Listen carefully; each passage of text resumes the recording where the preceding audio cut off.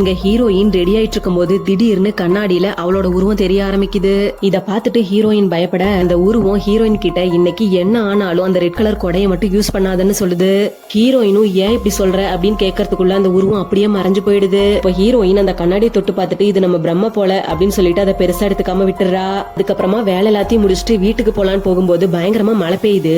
ஹீரோயினும் கொடை இல்லன்னு சொல்லிட்டு மழை நின்னதுக்கு அப்புறம் போலான்னு வெயிட் பண்ணிட்டு இருக்கா. அப்போ அந்த இடத்துக்கு அவளோட ஆபீஸ்ல வேலை செய்யற ஒருத்தன் வந்து ஒரு ரெட் கலர் கொடைய ஹீரோயின் கிட்ட குடுக்கறான். அத பார்த்ததுமே ஹீரோயினுக்கு அந்த கண்ணாடியில தெரிஞ்ச உருவம் சொன்னது ஞாபகம் வருது. அதனால அந்த கொடைய வேணான்னு சொல்லிடுறா.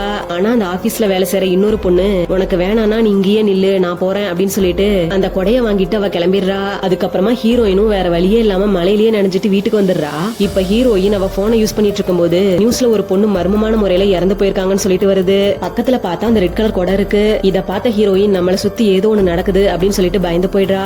இப்ப ஹீரோயின் ஒரு கத்தி எடுத்துட்டு அந்த கண்ணாடி முன்னாடி போயிட்டு யாரு நீ எதுக்கு இப்படி எல்லாம் நடக்குதுன்னு சொல்லிட்டு கேக்குறா. உடனே அந்த உருவம் மறுபடியும் வந்து நாளைக்கு என்ன ஆனாலும் 10 மணிக்குள்ள வீட்டுக்கு வராத, இப்படி வந்தீனா நீ இறந்து போயிடுவ அப்படின்னு சொல்லிட்டு மறைஞ்சு போயிடுது.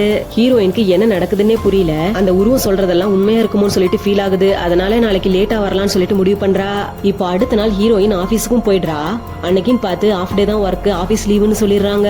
ஆனா ஹீரோயின் நேரமா வீட்டுக்கு போனா இறந்துருவோம்னு சொல்லிட்டு எக்ஸ்ட்ரா ஒர்க் பண்றேன்னு சொல்லிட்டு ஆபீஸ்லயே இருக்கா. ஆனா ஆபீஸ்ல வேலை செய்யறவன் ஒர்க் முடிஞ்சிருச்சு கிளம்புன்னு சொல்ல ஹீரோயின் வேற வழியே இல்லாம வீட்டுக்கு கிளம்பி வரா.